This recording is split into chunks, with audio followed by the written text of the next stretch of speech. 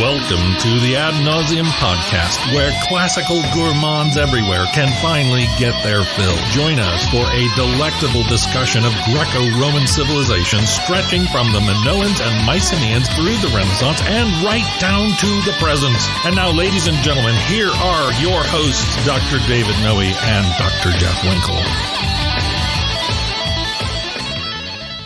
Welcome to the Ad Nauseam podcast, episode number 65. We are here on a, what is it, Jeff? Is it a Tuesday evening? Tuesday evening. Here on a Tuesday evening in frigid Michigan. Frigid Michigan, another late night in the vomitorium. Yes, this is where we belong, though. This is our home away from home, you might say. That is true. And we'd like to say thank you for listening. And what are we talking about this evening? Tonight is one of the great kind of unsolved archaeological mysteries out there. This was the search for the lost tomb of Alexander the Great. Okay. Yeah, and I find this one particularly fascinating. It's unlike, I think when people think, archaeological mystery, they might think of like the Ark of the Covenant. Yes. I think this one, in many ways, is much more interesting. With the Ark of the Covenant, I think that you stop hearing about it after the Babylonian invasion. Right. It's reasonable to assume it was destroyed and melted down there. Mm-hmm. This one was a prominent feature of a major city in antiquity, and it's completely lost. Completely missing. Right. So it was a tourist attraction. Right. Right. Now, before we get into it too deeply. Yeah, sorry, I was getting ahead of myself. That's okay. Yep. I was thinking, should we hum some Raiders of the Lost Ark tune here? Like a little do. I wasn't going to start out quite that high. Oh, okay. I'm more of a low Barry, I would say. Barry White? Yeah. Yeah. Well, let's get on to the shout out. Okay, all right. So who do we got? Who's our shout out? So this goes to Chris Rice, who was a student of mine about 3 or 4 years ago. You actually left our former institution right about the same time that Chris arrived. I saw this name. It looked familiar to me, but I did not have him as a student. Great student. So I named each of the students in my class with a Latinate name. I let them choose. Here's a proposal. Here's a suggestion. Yeah. You don't like it, too bad. No, you don't like it, we can change it. And so Chris was known as Oriza. Oriza is the Latin word for rice. It's from a Greek word, oriza. Chris Rice, he writes, was a former classical languages major at Calvin University. Currently lives in St. Louis, Missouri, and works as a pastor of a ministry that serves impoverished and unhoused men and women in the city of St. Louis. Fantastic. Yes. Very noble. So he did double duty, Greek and Latin. Yep, he took some Greek, took some Latin. I can remember exactly where Chris sat in my Latin course. Hard worker. I mean, this guy, he was committed, right? Yeah. He's since gone on to things that don't involve classics proper, you might say, but devoted listener to the classics and such a hard worker, real honest guy, too. Great. I was very impressed with this young man. So very, very cool. Mm-hmm. Well, thanks to Chris for listening. Yeah, and keeping the flame alive, absolutely. Carrying the torch, or whatever it is that we say. That's right. So we got an opening quote, right? Yeah, shall I tackle this one? Yeah, well... Or do you want to read this one? I think you read the last 2 opening quotes. Okay, so you feel like I'm kind of taking an advantage? You're like an opening quote hog. Okay, all right. Well, please, take care of this one, yes. So this is from Andrew Chugg's book, The Lost Tomb of Alexander. It's Gardner's Books, 2004. This was actually, it's Nicholas Saunders, Alexander's Tomb. So. Hey, you're the one that wanted me to read this. I just want you to be accurate, all right? Yes. No, this is going to be your quote. I'm sorry. This is Nicholas Saunders, Alexander's Tomb, 2006. And Nicholas says, "In the search for Alexander's tomb, we travel across the ancient world, witness extraordinary events, and encounter some of history's most famous and infamous figures. Along the way, from Macedonia to Mesopotamia, from Egypt to India and back again, we are ambushed by intrigue, deception, greed, and murder, seduced by astonishing wealth, drawn to military genius and extraordinary acts of bravery, repulsed by appalling brutality, and mystified by claims to divinity." Can I just pause for a minute? Yeah. This is like the intro to a movie. It is like it's a movie trailer, isn't Exactly. it? Yeah, exactly. Who wouldn't want to see this? I don't know. Yeah. We pick our way through contradictory accounts, intrigued. He used that word twice now, I have to say. You're starting to cool to some Yeah, of this sorry, a little Nick. bit. Intrigued and amused by the many personalities who claim to have discovered that is Alexander's tomb. We learn that archaeology can be hijacked to serve political ends. Yes. Can you unpack this for us a little bit, Dr. Winkle? Well, What's going on here? So the bulk of the presentation we have tonight come from Saunders' book, Alexander's Tomb, and then also Andrew Chugg's book, The Lost Tomb of Alexander, which are, as I understand it, probably the most recent and best, more kind of popular introductions to this topic. Okay. I'd say that Saunders' approach is a bit more. It's a swashbuckling. Well, it's actually not swashbuckling. It's a little bit more kind of it keeps the topic at a distance. Where Okay. Chug is a little bit more interested. He's a little bit more conspiratorial. All right. And he kind of pushes the envelope. We'll see this at the end of our of today. So Saunders, I think, while he writes very much for the casual reader and Right. grips their interest, he treats the topic in a much more kind of straight historical approach. Okay. Chug is more interested in kind of what's the dirt. Right. Yep. But Saunders, he's a little more. How did you say? I mean, he's a little bit more kind of straightforward in the way that he presents the Less topic. conspiratorial. Right. Even though the language of this intro would not suggest that. Okay. So what is it then that we are giving to the listener this evening, Well- and the viewer, right? And the viewer, right? We're gonna take them from the death of Alexander, Okay. to the current controversy. So the tomb has still not been found. This Mm-hmm. is one of these things that I wouldn't say many archaeologists are in pursuit of. I think a lot of archaeologists in this field today probably say it's not there. We're not going to find it. But it is one of these great unsolved mysteries. And both Saunders and Chug suggest no, there are clues along the way, and it takes us from the death of Alexander in Babylon to Napoleon, through the conquest of the Muslims To Venice at some point? To Venice, we gotta go to Venice? Yeah, so that's where Chug's kind of Okay. his little conspiracy comes in. So I went through an Alexander phase. Yeah. Right after grad school, we all go through an Alexander phase, don't we? We do. Well, you knew Peter Green, right? Yes, the great I Alexander. was blessed to have him as an acquaintance. I wouldn't quite say friend, but so he was. I guess he was. What's the word I'm looking for? He was a catalyst to my Alexander phase. Yeah. So I read his book, Alexander de Actium, the biography of Alexander. I read something by Hammond. They're all in kind of the same genre, of course. They're the Alexander biography. Yeah. Different kind of approaches. So I read 3 or 4 on the topic, and then I kind of cooled off. I figured I know as much about that as I'd like to know for now. Yeah, So. yeah. But the one thing that I do remember coming out of that is Peter's claim, Dr. Green, is that if the body of Alexander is intact, not dismembered or completely destroyed, it's floating around the sewers of Alexandria. Yeah. That's his takeaway from that. Is that right? Is that going to figure into tonight's? Well, I mean, I think probably I think Saunders would probably say that if there is a chance, I think he'd probably agree with that. Chug has a different idea of the body may have been taken elsewhere. Okay. My sense, my own personal sense, is that the body was likely destroyed at some point. There's these huge gaps in the chronology. Okay. But I think I would say that I would agree with Green that if it is intact, that's where it's got to be. Okay. Yep. Right. Yep. So we're going to give the listener a kind of soup to nuts tour, Yes. right? Absolutely. This is where Alexander started out at the time of his death in Babylon. Was it 323? Yep. And then just trace it kind of out. And at the end, we're going to tell them this is where they can find it. Yeah, exactly. Give some ideas of where it might be. Grab your spade and your If you were interested, spelunker's this is hat. where you might go poking around. Exactly. You've got what, $50,000 to $100,000 lying around to Exactly. outfit an expedition and Right. buy the camels and the granola bars and. Exactly. I often offer it as an extra credit for students. Yeah. That nobody's taken me up on it yet. Okay. Yeah. So let's get down into it, shall we? Right. So I think certainly on another episode or episodes, we have to cover the career of Alexander the Great. Right. But here we're starting at the end. Okay. Right. So June 10, 323 BC, Alexander, at the young age of only 32, he dies. Okay. And so his whole kind of military career, where he starts in Macedon and sweeps through all the way to India, Right. is about 10 years. Yes. That's about it, right? So it's 336, I believe. Okay, so a little bit more than 10. I think 336 is when Philip II dies. Right. And he's only 18 or so, right? Yeah, Alexander was born in. No, he was 23. He was born in 359. Okay. He's 23 years old, and he lives for another 13 years. Dies at the age of 36 in 323. Okay. So 6 major battles.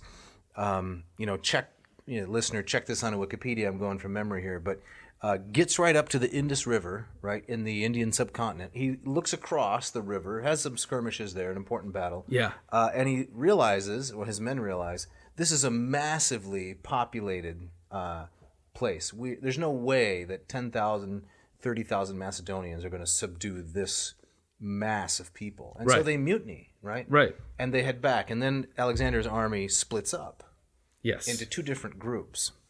Right, exactly. And they also have this kind of brutal kind of death march kind of back through what we would call Iraq and Iran. That's right. Where many people died. I mean, it's clear to me that Alexander, at some point, he reached a point where he had no idea what was over the next hill, right? He didn't know where he was going. If I remember, the name of the Indian potentate was Porus, and over 7 feet tall. So, is that right? Right, and so just a really commanding figure for Alexander and his men. Now, they had marched, right? These Macedonians had marched, I don't know how many miles. Thousands of miles. From Pella, but they were exhausted. This was a multi-year campaign, and they just basically said, I'm not going any further. Apparently, Alexander wanted to go on and find the Silk Road. He wanted to go all the way into China because, of course, they knew about the existence of the Chinese people and the spice trade and so forth, but his men weren't interested. Right. He also founded, I believe, something like 27 different towns named after himself. Right. Alexandria. It shows a lack of creativity, in my kidding. opinion, right? Yeah.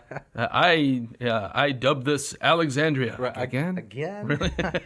And Kandahar, right, as the listener might know, Kandahar, Afghanistan, is one of these Alexandrias. You can hear it in the name, Kandahar, Alexandria. Oh, yeah. That he actually founded. So Kandahar was in the news very much in the 90s and the early 2000s. Yeah. It's one of the cities Alexander founded. Right. So there's a romantic anecdote that, when his men said, we're not going any further, Alexander is said to have wept because he had no more lands to conquer. Right. But it's also in that same area that his beloved horse Bucephalus, old cowhead, dies. Right. And so devastating to him. He contracted a number of marriages along the way. Roxanne was one of his most famous brides. Yes. But she didn't have to turn on a red light. I knew you were going there. You did not. I did too. Right. I can't say with the word Roxanne without doing a police reference. I appreciate it. Is it Police or Sting? Police. Okay. Yeah, first Police album. Is it Phil Collins or Genesis? It depends on what song you're talking about. Why do they have to do that? Pick a band and stick with it. I agree, but these prima donnas want the solo fame. Right. So Phil goes on, Sting goes on, right, exactly. So eventually you're going to have your own podcast? Exactly, right. I'm already thinking about the Breakup. Have all of the benefits, right, but none of the drag. Exactly. Get free of that ball and chain. I might leave in the middle of this episode. Right? What would be your first, what would be your freshman album, right? When you're the post ad nauseum years. It'd be a full episode of complaining about you. Yeah, I can imagine. You need more than one episode. I got a name for you. Please. Esophagus. That's not bad. You've thought about this. Yeah. Well, maybe I'm working on one of my own, So in any event, yes. Roxanne, Bactrian woman, I believe. Right. And so it wasn't an empire like we think of, say, the Roman Empire. No. I don't want to get too far afield here, as Alexander did, but go to a fortress, subdue it, extract its wealth, put a small band of Macedonian soldiers there, and move on. Right. But nothing connected, no extended tribute. He wasn't building railroads and, NFL expansion teams. It was just conquer and move on. Right, which is it's so strange to me for such a clear military genius that he was. The way that he deals with the Persians at Granicus and Issus. Right, he doesn't seem to have had a plan for some kind of pulling it all together. No, whereas a Roman would say, okay, we've got to organize this, right? And the consummate bureaucrats, the Romans, right, break and build. But it seems like Alexander could only break. There's not much building. Right. With the exception of these mass marriages, which is something for another episode. Oh, yeah. The mass marriages he tried to stage between Persians and Macedonians to Yes. create some kind of a master race. This is part of the Alexander romance, not history proper. Maybe, Right. 300 Macedonian grooms and 300 Persian brides. And, the way to defeat the Persians completely is to assimilate them. Yes. His men didn't care for that. No. I mean, as I understand, this was a big part of the problem towards the end. So he comes limping back to Babylon, right? And he stays there. And his troops, his Macedonian generals, are kind of wondering, okay, what's the plan? Right. And I think as Plutarch talks about, they see him as kind of almost going native. He's dressing like a Babylonian Persian. Well, his excuse, though, I mean, come on, Winkle. His excuse was, look, the only way these, I'm speaking like Alexander, the only way these, savage barbarian Persians are going to really respect me is if I dress like one of their leaders, like a potentate. And that's why they have to do proskynesis. They get to come and kneel before me, because that's what they do to their Shah, right? Yeah. To their king. So then he tried to make his Macedonian soldiers do that too. They were supposed to bow and scrape and kiss Alexander's ring when they came to his presence. Right. Now, was he really a megalomaniac? Did he think he had become God or something? I think he was making it up as he was going along. Definitely. I'm skeptical of that explanation, but his men were, quite upset by the whole thing. And as I said, one of the final straws was when he starts giving the kind of the local Persian troops, raising them in rank and honor, as the same as the Macedonian troops, and the guys that had been with him the whole time are thinking, hey, what's going on? Right. So there's two different ways to understand that. One is Alexander is a very enlightened, right? He has no bigotry of Macedonians are better than Persians. The other way, I think, is more likely. Just he's an opportunist. And making it up as he goes along. Yeah. But his men certainly had no sense of enlightenment. They were deeply angry and hurt that these Persians were being promoted above them. Right, exactly. But back to the body. So he dies under still mysterious circumstances. Dengue fever? Was it? Yeah, exactly. Was malaria? Did he drink himself to death? Right. Was it syphilis? The venereal diseases are always popular. Right. He was poisoned. It's not a joke. Possibly. Syphilis, always popular? Well, okay. The most interesting story, though, is that poison was smuggled in a horse's hoof. Oh, yeah. Right. Perfect container. Who would suspect? No. I always carry a horse's hoof. Nobody says, where are you going with that horse's hoof? No, definitely. But if there's poison secreted inside, and then I guess you mix it into Alexander's wine spritzer or something like that. Yeah, his wine cooler. Right, he goes right past the umbrella. Right. And boom, poison. Nobody's the wiser. No. Right.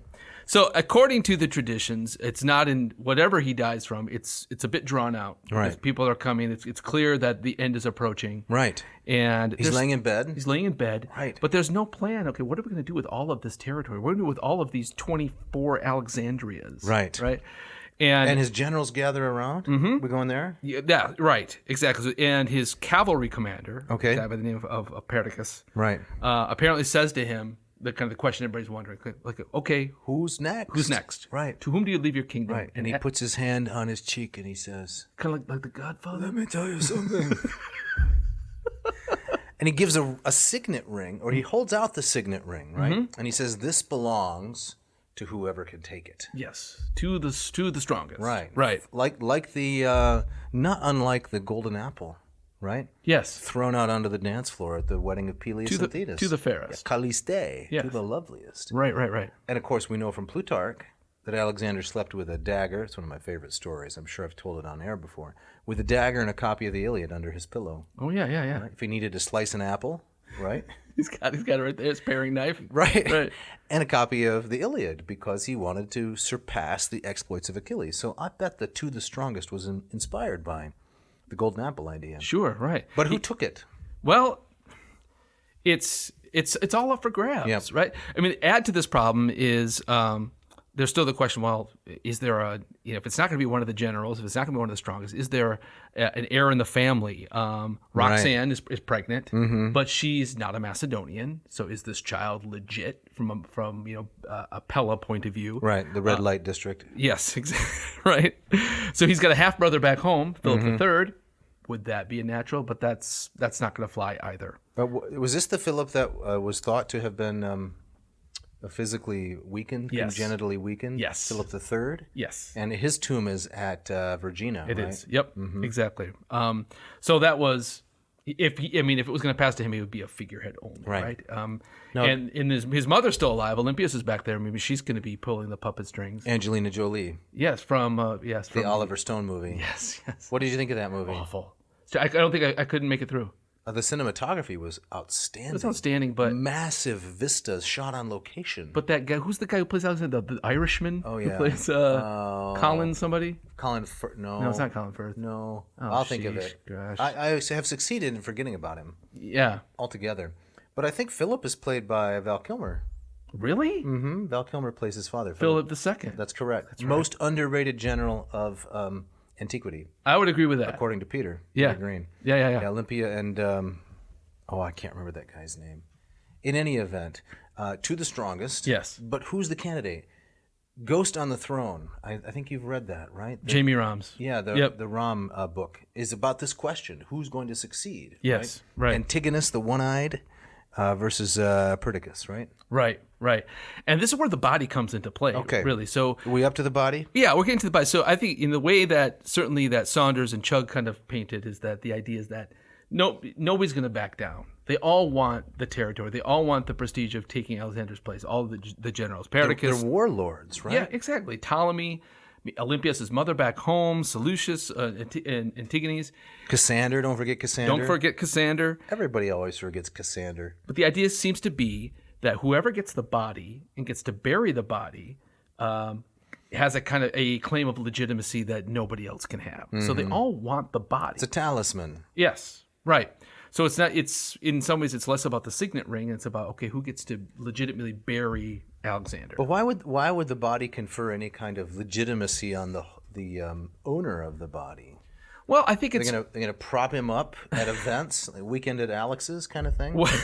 well, I mean, the way that the tomb ends up, I mean, people could file through and see the mummified body. Right. You know, if you had enough clout, you could touch the body. Yeah. So I think the presence of the body, it's almost becomes like a statue in a temple. It's the presence of the god, right? You know, he had been declared a son of the god at the oracle, right, in Egypt that told him he was a son of Jupiter.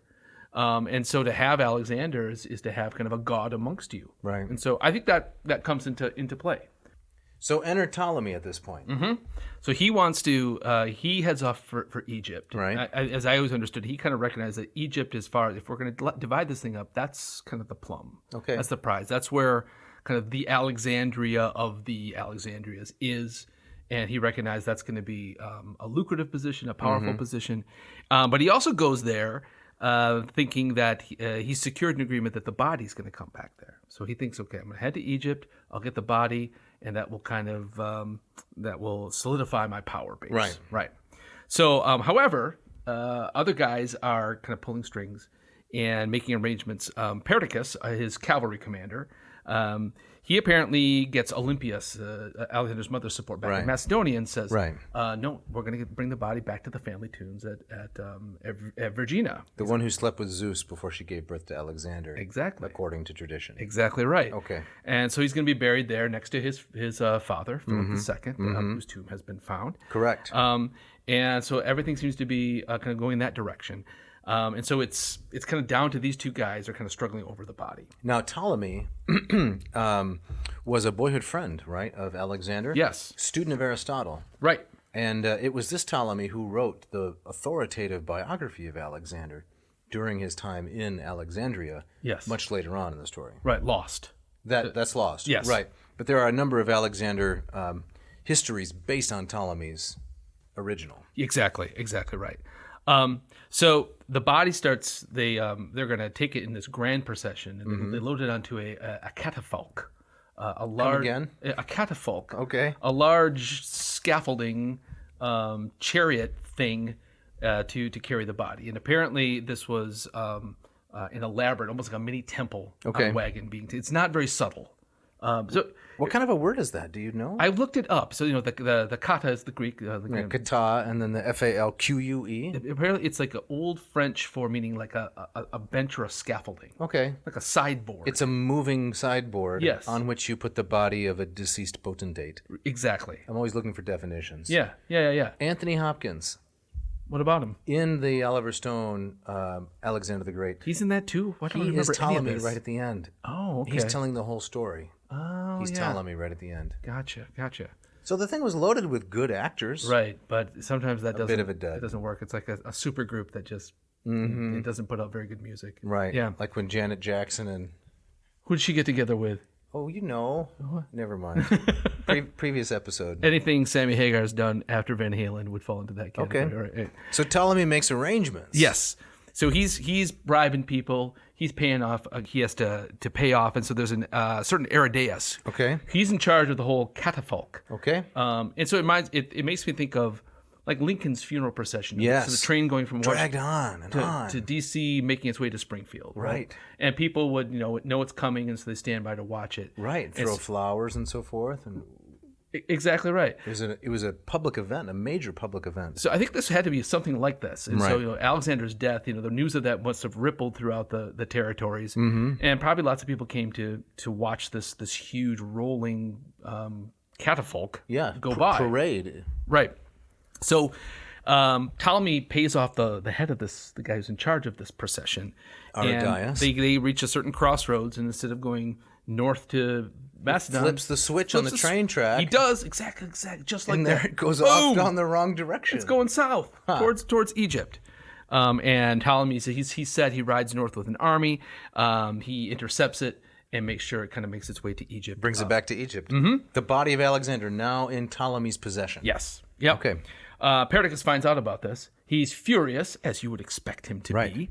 And Habeas corpus. yeah, Right? Exactly. You got to have the body. Gotta have the body. Right. And so he marches on Egypt, but it's a disaster for him. He himself is assassinated. His soldiers are massacred. Plutarch tells us Perdiccas. Perdiccas, sorry, Right. yeah. Perdiccas he's assassinated. His soldiers are wiped out, swept away in the Nile, eaten by crocodiles. It's a bad way to go. It's a bad way to go. And so now Ptolemy has the body all to himself. Okay. Right? And by all accounts, it never leaves his possession from here. Now it bounces around, and I think it's worth saying that there's a lot of gaps. We don't know exactly what's going on here. There's rumor. There's kind of half facts here, so we're going to do the best we can. Okay, there's no photographic evidence, obviously. There's no DNA, no forensic kind of stuff. Right. A lot of speculation. A lot of speculation. So it seems Ptolemy's plan, which he ultimately carries through, he's going to bring the body to Alexandria, which was going to be the crown jewel of of whatever this empire is, right? Right. But of course, it's not ready there. There's nothing built, and so he's got to find temporary digs for this body. And so, to the best of our knowledge, he finds a vacant tomb down in Memphis, not Tennessee. He was walking in Memphis? He was walking in Memphis, right? With his feet 10 feet off a Beale. A Beale. Yeah. Whatever that is. Beale Street, famous for blues. Okay. Right. And he finds a vacant tomb. Right. So, and it was Tools in there. Yeah, so this tomb was reserved for the last native pharaoh of Egypt, a certain Nectanebo II. Of course. But he was never buried there, right? But there was a sarcophagus waiting to go, right? And so we'll just put Alexander in that tomb. Tuck him away until it's ready to go. And this is where I think it's in the Chug book where he details that this tomb has been found. Okay. And outside it is kind of the semicircle of Greek statues, which seem the seven stages. That's of highly Greek. suggestive. Very highly suggestive. Yes. Why would you find that in a pharaonic tomb? No, right? you wouldn't. And so, unless it were this is the implication, right? It were the temporary holding spot of Alexander's body. Exactly. Right. So, beyond that, there's no inscription saying, Alex lies here or anything like that. But the idea that you have these Greek statues facing the tomb suggests that, okay, this recognizes Alexander is there. Was he buried there first? That's Chug suggests that's where he was, and that's where he stayed for many, many years. Okay. Yep. So let me just summarize. Yes. Alexander dies in 323 in Babylon. Yep. His body then is fought over by the generals like Cassander, Antigonus, Seleucus, Ptolemy. Ptolemy makes an agreement that he's going to get the body. He goes back to Egypt. But then who double crosses him? Is it Perdiccas? Well, Ptolemy really double crosses Perdiccas by intercepting the body. And paying off Arrhidaeus and the catafalque. Yes, right. Takes the body back, stuffs it in a temporary tomb, Nectanebo II. Yes. Where it will lie in state until something more elaborate is prepared. Is that the idea? Right. So Alexander's body stays there for, we don't really know how long it's there. About 100 years. About 100, well... Nectanebo II. It's something like that. So we know that Ptolemy himself, he dies in around 282. Okay. His son Philadelphus brings the body to Alexandria sometime 220s maybe. Right. Something like that. Buries it in a temporary tomb there in Alexandria. And then it's in 215 that he is magnificently placed in his final resting place. And so that's over 100 years after Alexander. 215. 215. Okay. That this massive edifice and enclosure, central part of the city where Alexander is buried and gains the name, it's usually called the Soma, the body. Right. Or sometimes it's referred to as the Sema, the big sign. Like Jesse Ventura, right? The body. Yeah, exactly. Jesse the Body Ventura. Exactly right. Right. So so this is where he is put to rest. Okay. And this is where kind of the mystery really begins. Okay. Right. So one of the I find the most fascinating parts about this is that it was this massive enclosure, huge edifice. It was a tourist attraction for for throughout the Roman Empire. So from 215 on to about the 4th century AD. Oh, so we've got almost 600 years. 600 years. Good 500 years. Right, and we have lots of recordings of famous people visiting the Julius tomb. Caesar. Caesar, Right. right. Augustus. Yes, Hadrian, Caligula. everyone wants to be Alexander. Right. And so lots of people are going to Alexandria just to see this thing, and it completely disappears. Now, I'm not an archaeologist. I've never been to Alexandria, Egypt, but my understanding is that Alexandria, Egypt, the modern city, in many ways bears very little resemblance to the ancient city. Like even like how in Rome, like the Corso follows the Via Flaminia. Yes. Right. And so you can see the sketch of where things would have yes, been. Exactly. Now, as I understand it, modern Alexandria it's almost a completely different city on top of the ancient ruins. So it's very difficult to do archaeology there. Right. And to even locate something in the modern city of approximately where something in the ancient city would have been. And so that's part of the problem of even knowing where to start to dig. So what do you think about this body being here, though? Isn't that a little bit creepy? And people coming to see the body? Anecdote. Anecdote? I got an anecdote. Please here for do. you while Yeah. you think about that question. Yeah. The breakup of the Soviet Union, right? 1989, 1991. The Berlin Wall comes down in 89, around Christmas. I remember it well. Yep. Move on to around 1991, Soviet Empire is breaking up. I'm a freshman, first-year student at then Calvin College. Yes. And we have, the deskie, the person who sits at the desk of the dorm. Right. Welcomes you into the dormitory and hands out your mail and so forth. Yep.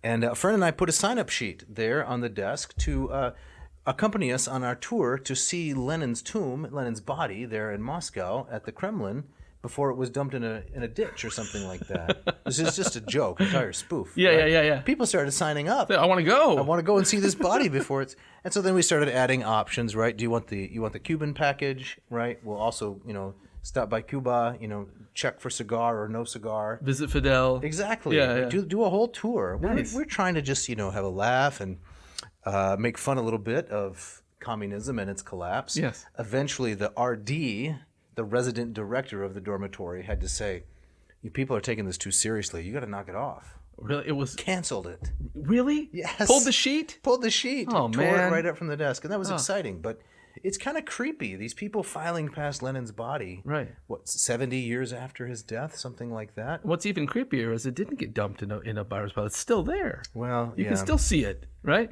But that's exactly what it makes me think of filing past Right. Lenin's embalmed body. Right, Alexander. People are visiting it. It's a shrine. They're paying homage. Yes, and he's mummified in the Egyptian like a pharaoh, Yes. like a god king. Coat hanger up the nose, pull the brain Pull out. the brain out. Stuff whatever they put in there to preserve it. Yeah. It's not far off. I mean, it's not a coat hanger, but No, another anecdote. Let's hear it. Back in the day, I took a communications class, a speech class, right? And one of the speeches you at had the same institution? yes, Okay. right. And you had to do a how-to speech, and so people are doing like how to sew a shirt, how to change the oil, and I did how to mummify a body. And I remember the coat hanger. And? Yeah. What was your grade? They love it. Killed. Right. It killed. Funny. Yeah. Were you able to preserve their attention? I did. Yeah, Yes, okay. exactly. Speaking of paying homage, Yes. it's time It is time. for commercials. Yes. Time to go to the break.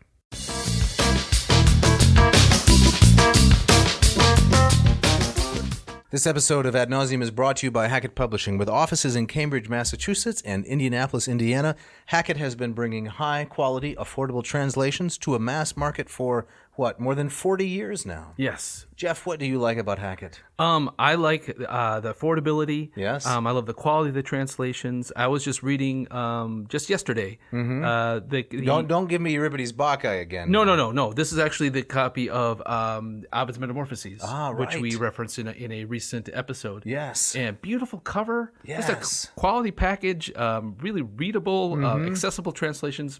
It's great stuff. Highly idiomatic, but not loose, free, or inaccurate. Right. And that's a difficult needle to thread. It absolutely is. And let's be honest also, so grateful for Hackett's support of this podcast. Yep. People do a lot of complaining, I understand, I feel it, about how the classics are under assault, so on and so forth, not so popular in certain precincts. Hackett stepped up and said, hey, we're going to continue to promote high-quality classics of the Western tradition, plus lots of other stuff. Yes. And support this broadcast. Yeah. The term happy warrior I think describes Hackett very well to me. They're engaged. They're keeping that torch lit. Absolutely. Yes, unapologetically bringing the classics to another generation. That's right. They got the Lingua Latina per se Illustrata series, which I love so much. They got several different editions of Plato's Republic, the Reeve translation, worth checking out, a new series of Aristotle. They have the Shakespeare editions. Great stuff. Great stuff. So what should the listener do? So check and the viewer. And the viewer, right. They should go to hackettpublishing.com right, and find the text that they want. And then put them in your little grocery baggie. Yep. And then type in the code AN2021. That's right. And what will that give them? Well, we'll flash that on the screen here. AN2021. It will give them 20% off, which, if I'm not mistaken, is nearly 1/5. Yeah. And free shipping. Free shipping. Check it out. This episode of Odd Nauseam also brought to you by Ratio Coffee. Ratio Coffee, based in Portland, Oregon. That's right. Mr. Mark Helwig has done it. Yes, he has. What has he done? He has solved all your brew-based problems. Not just the brew-based. It not only makes a delicious cup of coffee. Yeah. I had a whole pot this morning. You drank the whole pot? Of course. I'm one of the only coffee drinkers in my villa, you might say. Oh, is that right? And I love it. So yeah. I had a delicious, delicious morning with the Ratio 8. The 8. That's right. That's right. Solves your brew problems and your aesthetic problems. Yes. I got the Ratio 6. It's a great-looking machine. I have to split a pot every morning. With Mrs. Winkle. Yes, we compete over it. Yes, but you're happy, right? It's a very happy competition. Absolutely. So the hot water comes up through the metallic veins, goes down into the cone, off-gassing all of the noxious CO2 with its... That happens in the bloom stage. Is that the bloom stage? Yes. Do I even operate this machine? The brackish tang escapes. It escapes. It's bloom. Bloom. Followed by the... brew. And then it's... ready. It's ready. We got 2 LED lights, and then you got a great cup of joe right there in your hand. That's right. So we have 2 special things to say this week about Ratio. We do. First of all, you can get the standard coupon code for 15% off the 6 or the 8, and that code is... ANCO. ANCO, and this is big news, for the next 3 episodes, this one, 65, 66, and 67, we are going to be reading a special code. Not here during the ad. You're going to have to listen to the rest of the episode. Should I say it right now? No, okay, not sorry. now. Okay, right. Torture them. All right. They got to wait till later. And then if you go to ratiocoffee.com/ANCO, put that on the screen, and you enter the number, which I'm going to give later, you'll be entered in a drawing to win your own Ratio 6. And no cost to enter. No cost. No. Nothing. Excellent. No. And you can therefore enter 2022 not drinking the bilge water, but drinking actual excellent coffee from your Ratio 6. Check it out. You won't regret it. This episode of Odd Nauseam also brought to you by the Moss Method for learning Greek. Dave, tell us a little bit about the Moss Method. Yes, so the Moss Method, thank you, Jeff, is a program that I have developed for anyone to learn Greek. I have students studying, they're about ages 12 and 13. I have students studying who are octogenarians, up there pushing the 80s. Wow. The Moss Method takes you from neophyte to... erudite? Exactly. Yes. So Charles Melville Moss wrote this first Greek reader in the 1890s. I've taken it and I have divided it up into 4 modules. And it takes you through every step of the Greek language. Alphabet, syllabification, accents, teaches you all the grammar, word by word, phrase by phrase, the whole 9 yards. But it's fun. It's fun. Yes. Do you want to know why? Why is it fun? How could that be fun? It's fun because you're reading actual stories the first day of class. So you're reading Greek right from the beginning. Exactly. Okay. It's not learn a rule, apply a rule with a couple sentences, and then forget about it. You're reading stories from the beginning. That sounds but great. I'm there helping you. It's expert, self-paced, accessible. Excellent. So you yourself are accessible. That's part of the accessible part? No flanky. I'm there every week for Awesome. an hour. The Moss Method office hours, the Moffis hours, on Zoom, 1 hour per week, answering questions about Herodotus and New Testament and Plato and anything you like. Whatever they throw at you. Whatever they throw at me. Yeah. So you need to go, please, listener, to mossmethod.com. Watch the free instructional videos. You can learn a lot of Greek for free, or you can sign up for the course, $2.99 per module. Now, the Black Fry Monsai has expired. Oh, I don't. I wanted to say that again. Go ahead and say it. The Black Fry Monsai no longer available? Has expired. Okay. We'll have a Christmas sale or a New Year's sale. But Excellent. This one has expired, but you can still sign up and get lots of Greek. So you really ought to check it out. Mossmethod.com. That's right, mossmethod.com. But 2 more brief announcements. Okay. First of all, I am teaching a course on Cicero's De Natura Deorum, the nature of the gods. Ooh, excellent. It starts in January, and as of this recording, there's 1 more spot remaining of the 10 who will interact with me live, viva voce. Okay. But if that's filled, you can also audit the course. at a highly reduced price, $75. You get 10 episodes, 10 hours worth of instruction where I'm teaching these other students. You can watch, follow along, take notes. Plus, you get unlimited ad libitum interaction with me after class. That sounds great. So one slot left for the One slot for the Viva Voce, the in-person, but anybody can audit it and enjoy Cicero's brilliant prose. So go to latinperdiem.com, click the banner ad, and you'll see the material there so you can enroll in this course as an audit. And finally, the LLPSI, the Lingua Latina Per Se Illustrata, Latin teaches itself. Big program launching in January, so stay tuned. So more information coming. That's right. Excellent.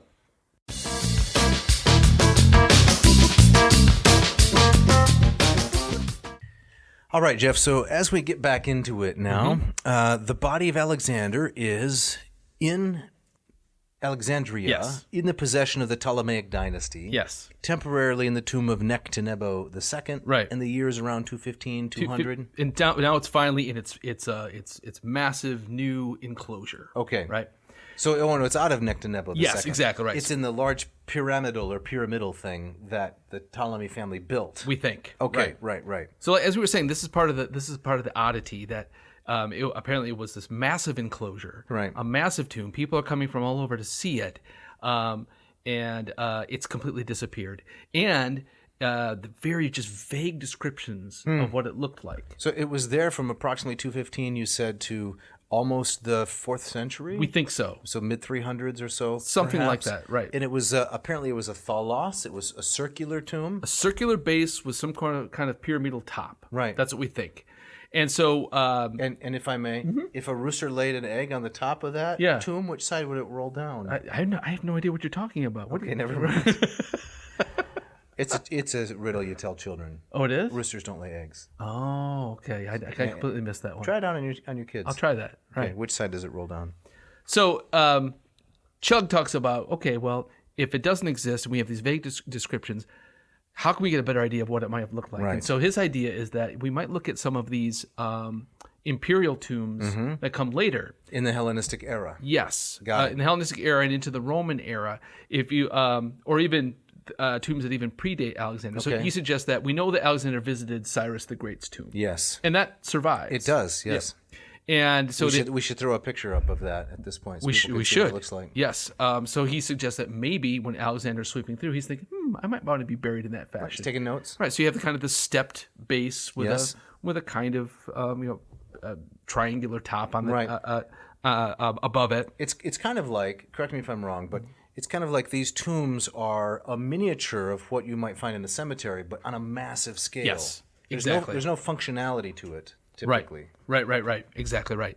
Others have suggested maybe the mausoleum of Halicarnassus, which also doesn't survive, but we have a better idea of what it looked like. Mausoleus is the man's name. Yes, right. From which we get our term mausoleum, right? His wife Artemisia, the statues of which are in the British Museum. Yes. The massive, colossal statues. Yeah, exactly. He was the first one, if I'm not mistaken, to build this wedding cake style tomb for himself and the members of his family. Yes, right. The audaciousness of Hellenistic imperialism is the idea. Right, looming above the harbor there. Correct. Others have suggested, we know emperors such as Hadrian and Augustus both visited the tomb of Alexander. Right. And they went to build these massive tombs for themselves. Right. The Castle San Angelo is the tomb of the mausoleum of Hadrian. Yeah. And the listener might know that Augustus's mausoleum was recently restored and is now open. At long last. Yes, right by the Areopagus. It was a dump. Total It might still be I think they're still working on it. Well, I think it's going to open soon. It's been vastly restored. It was it was so strange to me that was such a neglected monument. Like the last time you and I were there, it was broken beer bottles all over it. And that was 16. Now, I was there in both 17 and 18, so even in 18 it wasn't. Was still... But they were working on it. Okay. So I am so eager to go back to Rome and see this. Yeah, me too. Right by the Areopagus there. So could Hadrian and Augustus have wanted to model their own tomb on Alexander? So that's this. I mean, there's no record of that written, but that's the suggestion. It's a very clever suggestion. It's a very plausible idea. Right. So, I mean, other things that we know that Alexander was first buried in a solid gold coffin. Yes. But 89 BC rolls around, and one of the later Ptolemies is in desperate need of cash. He's got to pay some angry troops. Right. So he melts this down, strikes coinage, and pays it off. If only he could have printed paper money. I know. It would have been much easier. Right. What about the stories that his body, the body of Alexander, inside that golden tomb or that glass tomb, the body was encased in honey? I haven't heard this one. That? No. Some preservative. The entire body was entombed in honey because then, it wouldn't corrupt at all. Sounds tasty. Yeah. Okay, moving on. So this later Ptolemy who melts down the gold coffin, apparently he's the one who replaces it with this glass coffin that you can see the body through, and this apparently lasts for a very long time. Is this the inspiration for the late 70s television dance show? Which one? Solid Gold. Solid Gold. Oh, do you remember that? Of course. Marilyn McCoo. I don't know who was on all it. there bands lip syncing their hits. I was a child. You were? But, yeah. I remember Solid Gold. Mm-hmm. Yeah. I would like to think so. Cut. Yeah, very deep cut. All right. So this sets up the string of famous visitors, and so the Romans come along, they incorporate Egypt into their empire. We know Julius Caesar comes by. He comes to Alexandria, and he's wowed by the city. Of course. Right? He goes back to Rome and says, "But Rome's a dump, right? And we got to change this." But then he's killed before he can realize his plan. But then Augustus takes over. Right? And so from brick to marble. Right. So Alexandria becomes kind of this benchmark of for guys like Caesar, but guys like Augustus, of what Rome should aspire to. Mm-hmm. So Augustus goes through. I mean, there's that wonderful, awful story where Augustus requests that the coffin be opened, and he reaches out to touch the face of the body. Really? Yeah, and then the nose breaks off. I've never heard this story. Yeah. Where's this from? I can't remember where it's from, but it's a Marx Brothers film or something? It's so great. You have to imagine all of these dignitaries standing around, and he reaches out to touch the face of Alexander, and off comes the nose. Comes off. It's like the Three Stooges. Exactly. Or worse. Right. Yeah, exactly. Caligula comes by. He takes Alexander's breastplate for himself. And an ear, maybe? Right. That's so Caligula, isn't it? Vespasian, Titus, Hadrian, they're all coming by to pay homage.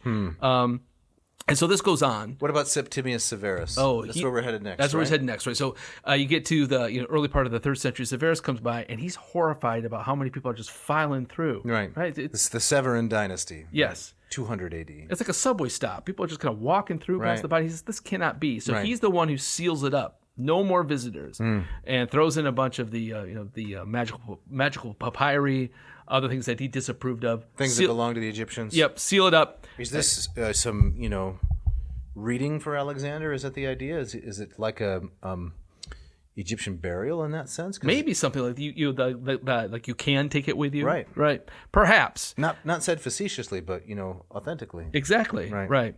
And then here's where we start to get some serious gaps in our knowledge. It's just there's no mention of the tomb for the next century.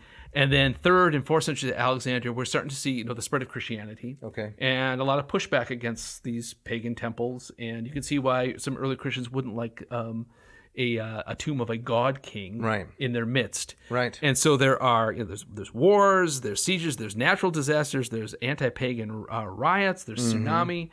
And so I think my sense is that most archaeologists who are interested in this question think it's at this time that the tomb is destroyed and the body is probably lost. Dumped in the sewer. Okay. Right. And this is what's the years we're dealing with now? We're talking 4th century. So the last possible reference to the tomb comes from a kind of a fragment of a kind of an anti-pagan speech by Archbishop Gregorius.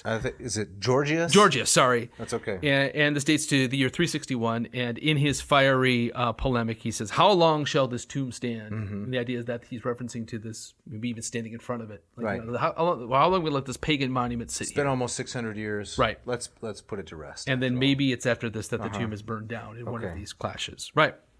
And so then it's gone for several centuries until we get to about the 600s, and we start to see the rise of the Muslim Caliphate. Right. So I think Muhammad dies in the year 632, but his the caliphate that succeeds him, sweeps through Egypt, throughout North Africa, and puts it under the banner of Islam. And this is where both Chug and Sanders kind of pick up the story, and they say that this is where Alexander kind of rears his head in an interesting way once again.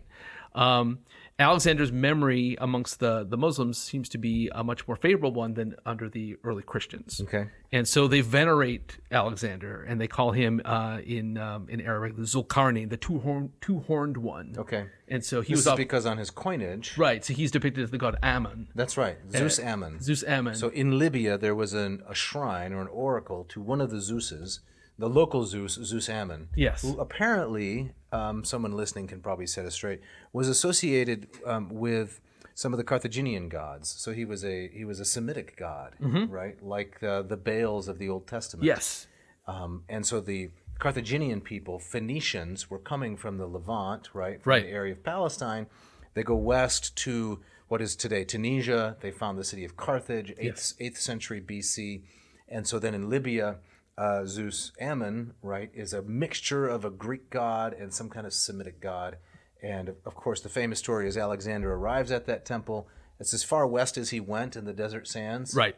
And he goes up the steps, and the priest comes out and says something to him like, he greets him, Chaira Teknon, something like that, or Chaira Huya, greetings child or greetings son. Yes. And whether he's just, this is how you typically say hello to a young kid who's sightseeing at the temple, or whether he believes that Alexander is the son of Zeus Ammon, the story is Alexander took it as, well, I'm divine. Right. Because the priest called me son of the god. Right. So thereafter, the coinage, he's got these horns, right? We could throw an image up here. He's got these horns on his head of what it looks like to be Zeus Ammon. Exactly right. And so, I mean, so coins is one of the more rapid ways in antiquity to kind of spread a political message, right? So he also depicted himself with the lion skin of Heracles over his head, right? So I mean, all these ways of kind of connecting him to the divine wherever he might be. Correct. Yeah. So then you're saying in the Quran, he's called a Zulkarnain, yes, right? the two-horned the one. one with two horns. Right. And there's a positive depiction. Yes. Now, I take it in the kind of this argument, this is a very thin thread to grab onto. Okay. But the idea is that kind of the memory of Alexander and in Islamic Alexandria kind of hangs on and sticks around. And you have to kind of we're jumping centuries. You get down to kind of the 9th and the 10th centuries. Arab texts start to talk about the tomb of Alexander in Alexandria once again. And it seems so the thin thread, if I may interrupt, is that this is taken to be some kind of evidence that maybe the archaeological or architectural, the building is still there. It's still there, or there's something there. If it's mentioned in the Arab texts. Right. There's something there that the Muslims would venerate. Okay. Right. And the connection seems to be that 9th and the 10th centuries, there's this so-called Atharine Mosque. Okay. In Alexandria, there's a couple of engravings, we can maybe flash one on the screen, that survive of what was left of this mosque. Seems to be mentioned in the same breath or as the same thing as the tomb of Alexandria. Now, what exactly does the tomb of Alexander? Sorry, yeah. What does that mean? There's a later map that shows up, the so-called Braun and Hogenberg map from 1575, so much later. Okay. There's a detail in the middle of it. Now, again, this if you look at this map, it's as far as kind of pinpointing exact locations. It's very hard to see. It's hard to see. I see a Denny's maybe. There's a Denny's. There's a Walmart. Right. But not much parking. No, terrible parking. Who would want to go there? But not very useful as far as pinpointing an active place in the city. But there's in the center of it, there's this large edifice that Braun and Hogenberg label as the mosque to the left of it, and then below it, the Domus Alexandria Magna, the home of Alexander the Great. So this combination of the Atharine Mosque and this 1575 map, the House of Alexander. Right. What does it mean? Right. Keep going later on. So down into the 19th century. So now we're in 1823. 1823. Right. The Atharine Mosque has decayed. It's disappeared. It survives just in these engravings. And there's also this tradition that the prophet Daniel, from Judeo-Christian tradition, but also dovetails with Islam as well. Right. He's the prophet Daniel. Nabi Daniel is called in Islam. Comes to also be associated with Alexander. Okay. And so in kind of Arab traditions about kind of the arc of the life of Daniel, parallels many elements in the life of Alexander. That's strange. That's brand new to me. I'd never heard that. It is very strange, right? And so again, the question is, what do you make of it, right? It's kind of easy and dangerous to speculate about this. So there's something about maybe this Atharine Mosque was dedicated to Daniel. Okay. But in the Arab tradition, Daniel and Alexander are the same. They're treated guy? as very similar, overlapping stories. Overlapping stories, right? And again, it might have something to do with that place in the Atharine Mosque was a place of veneration for Alexander in Alexandria, which might suggest that there's some kind of archaeological connection there. Right. So I grew up in a rural part of Michigan. Yes. And none of the houses in my neighborhood, well, first of all, they were all quite far apart, quarter of a mile or more. But none of them were more than 150 years old because, European settlers didn't live in Michigan, rural Michigan, very early, right? Yeah. But there were a number of houses that had burned down, right? And you could see the foundations, and they're covered with mossy stones and so forth. Yeah. And I remember walking by them as a child, and or as children, and putting together stories in my own mind, things that I had heard or things I thought my parents had told me about who lived there and what was going on. Right. And that can quickly grow into a kind of a mythology. Urban legend. Right. It was a haunted house, or so and so lived there. And right. This was this is where the torso pile was and things like that. That's Simpsons reference. right. Torso heap. There's the torso heap. Torso heap. Right. So I take it from your same anecdote. kind of thing, right? So I take it you're kind of skeptical about a lot of I'm skeptical because I don't think I had good information on any of the things I was told. Gotcha. But my main point is it's not surprising, especially here I'm going to sound a little bit chronologically snobbish, in a pre-literate society, that people would forget what buildings represented and with whom they were associated. Sure.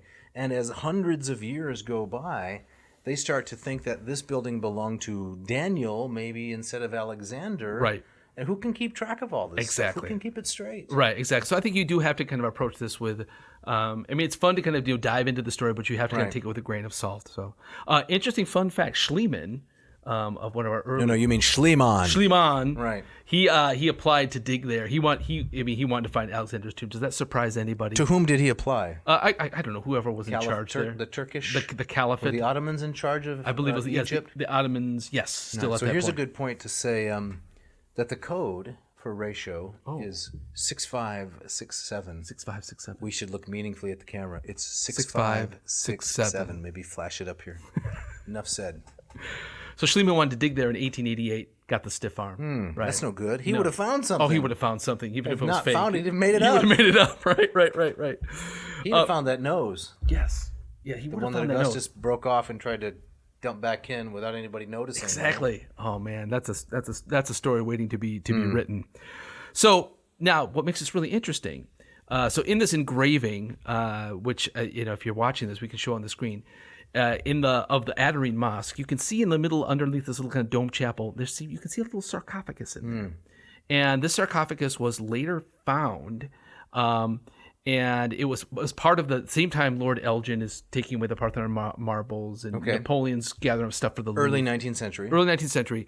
This was found, and it's the sarcophagus of Nectanebo II by translating the hieroglyphs. So the idea is that by translating hieroglyphs, you say. you can say this was the sarcophagus intended for that Owl, bird, crocodile. eye. Right. That's Nectanebo. Nectanebo. Who, if you remember, that was the empty tomb that Alexander was originally buried in. Okay. So the idea is that, he was originally placed in that coffin. Right. That coffin was brought north to Alexandria and remained there to the point where it was found, and now you can see it in the British Museum, where all good things go. Right. So if you look at the sarcophagus, there are these holes drilled in the bottom, and it seems to have been used as kind of a purification bath for people worshiping at the mosque there. And so it's the mosque of Nabi Daniel, but it's the sarcophagus that Alexander's body maybe was in. You could see it's creating more questions than it's answering, right? But it's all intriguing. It's all kind of Very thin intriguing. archaeological evidence that's kind of pointing towards perhaps something. All right. So we gotta be on the downslope here, right? We do. All right. So are we up to Napoleon yet? We got to get to Napoleon. Okay. So Napoleon comes along. late 18th century, early 19th century. He's fighting with the English over Egypt, and it's kind of going back and forth. But Napoleon, he's got kind of part of this Greek fever that a lot of people have, in the Egypt fever. And in 1798, he maps Alexandria, the medieval city of Alexandria. And that's a map that survives. And so we know from ancient sources, as loose as they are, that wherever Alexandria's tomb was in the city, it was somewhere near kind of the main crossroads. Okay. The Cardo and Decumanus of the city. So to speak. Right. So the question is, okay, if that's true, how do you find that? Okay. Given Alexander's map, given the modern city, where do you even start to look for the center? Right. And so in Napoleon's map, the very eastern edge of the city, he maps as the so-called Sun Gate, which is kind of the far eastern part of the city. Where the sun rises in the east. Yes, right? And then later exploration showed that the medieval city was much, much smaller than what the ancient city was. And so the suggestion is that the Sun Gate, which is the eastern edge of the medieval city, is actually quite near where the center of the city was. Oh. And Chug makes a big deal of this. Is there's this painting called I think it's called the Rosetta Gate or something like that. Luigi Meyer. Right. And this from 1801, and this gate, none of this, what you see in the painting, no longer survived. This has all been destroyed in the remodeling of the city. But if you look at this is the so-called Rosetta or the Sun Gate. Okay. And if you look at in the painting, Yeah, we should put this up on the screen. Yes, it seems to be, they're classical remains. Right. And so the gate is kind of incorporated. You see, the medieval wall kind of builds itself into... And the niches. Into a Hellenistic structure. Right. Where you would have placed the statues. So you see the statue niches, you see kind of these large Corinthian columns. So Chug suggests is that what you see there is the remnant of the enclosure of Alexander's tomb. And so, and again, if you overlay, and archaeologically, we have a better idea of kind of the size and shape of ancient Alexandria. And if you overlay than medieval, or and if you overlap that with Napoleon's medieval map, indeed, that Sun Gate seems to be quite near where the center of the city was. Now we still, it's. I mean, that makes it sound like, oh, we can pinpoint it, with GPS. No, I mean the modern city is so different. Right. It doesn't give you a clue. And it's notoriously hard to dig there. Right. But you do hear these stories, right? I think it's 3 to 5 years ago, I read a news story. Amateur archaeologist in Italy was just surveying the countryside using Google Maps, right? Yeah. A satellite image, and discovered the outlines of a Roman villa not far from where he lived, which no one had known was there. That's crazy. Yeah, and went and dug it up, and there it was, right? So this is open to anybody, this kind of checking out from satellite images where things might be situated. Sure, and then add to that, there are advancements in things like LiDAR, using laser kind of mapping. You're just making that up. No. It stands for something. Laser something. Okay. But doing kind of ground penetrating radar without having to disturb the landscape, and you can kind of see well below the surface. So where does that leave us, Jeff? Well, there's Chug suggests a couple of places in the modern city where if we're going to find remnants of not the body but maybe the tomb. But I want to find the body. Well, we all want to find the body. I want to find the nose. Right. So it's places where you might find kind of remnants of the enclosure. But Chug has this very kind of interesting suggestion. Okay. He suggests that there might be another place to look for the body. Okay. And so he talks about how as Alexandria becomes Christianized. Right. There is a set of mummified remains that comes to be associated with Mark, the gospel writer, who by tradition goes to Alexandria. As also the patron saint of Venice. Yes, right. And that's the interesting thing. Okay. And so there's evidence that this sanctified mummified remains of Mark is smuggled out of Alexandria before kind of the Arabs get a hold of it. Right. And they take it to Venice.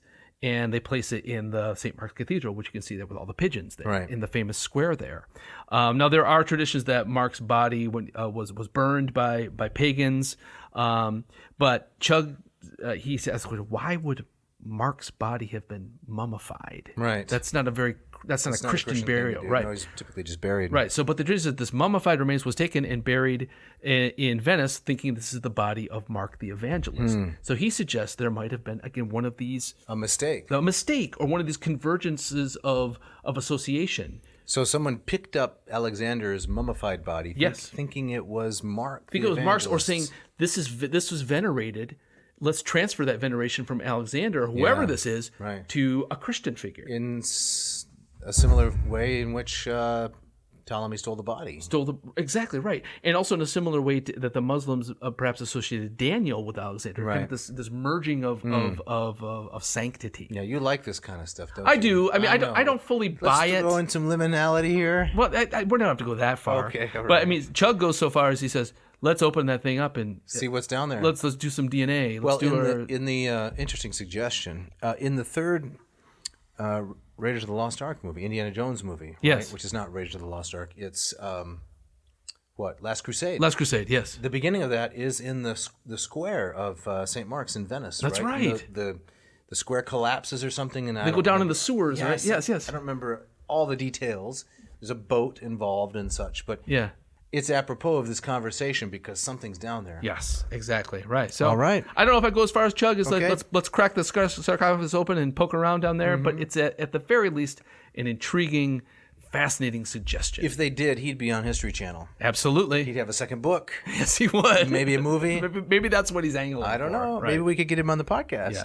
But we're up against the clock. Yes, aren't we are. We got to get out of here. All right, so we got some people to thank. As always. We want to thank Mishka Fernando, Yes. who is our wonderful sound engineer, puts this all together so nicely, and is putting together the video edition Excellent. for the Yes. first time. Yes, we're excited about this, if a little nervous about it. I'm more than a little nervous. For the first time, we're going to thank Agricola. Agricola. Yeah, code name. Code name for... the guy who's doing the filming. Oh, that's right. Agricola. I got you. Agricola, I got you. Yes, right, yes, yes. Who's filming for us this evening. Yep. And we got to thank what? Scott Van Zen. Yes. Ken Tamplin for the great music. Fantastic guitarist. Ken runs an online vocal academy. How to sing better than anyone else. Yeah. And Scott's got a new album out. And who else do we need to thank? The listeners? We should probably thank the listeners. Should we? What should we thank them for? Well, we should thank them for their dedication, for Right. coming back week after week, right? We should ask them maybe to leave a review. Yes, right. You can write to Dave at... Well, that's not leaving a review. that's sending us feedback. That's right. So a review on their favorite platform. Which is probably Apple or Google or something Spotify, like that. something like Exactly. that. If they have suggestions, questions, Yes. if you want a shout out, you can write to Dave at adnauseam.com. Don't forget the V. Or write to me, Jeff at adnauseam.com. Don't forget the V. Right. You gonna make the V sign? V, just All like right. that. And Dave, what do we got coming up next week? Next week, which is episode number 66, we are going to have my daughter, Jillian Noe, on Yes. the show. And she's going to talk to us about Harry Potter. Harry Potter and maybe some Percy Jackson too? Wait a minute. She's going to talk to us about Percy Jackson. Percy Jackson! And Yes. maybe throw in some Harry Potter. I think the angle we're going to take, the approach, should be, how does a young classicist, how does she get interested in the study of Greek and Latin, and how the Percy Jackson series sparked and developed that interest? Yes. Should be really, really entertaining. It's going to be fun. I can't Should wait. be a lot of fun. Right. And Dave, you got our gustatory parting shot? I do. This comes from Sun Tzu, Yeah? The Art of War. Wait, Now, he talked about food? well, I'm going to say that I don't think this quote is necessarily as Sun Tzu originally intended it. Yes. But I think it fits very nicely into our gustatory theme. Okay. And Sun Tzu says, defeat your enemy from within. Thanks for listening. Thanks.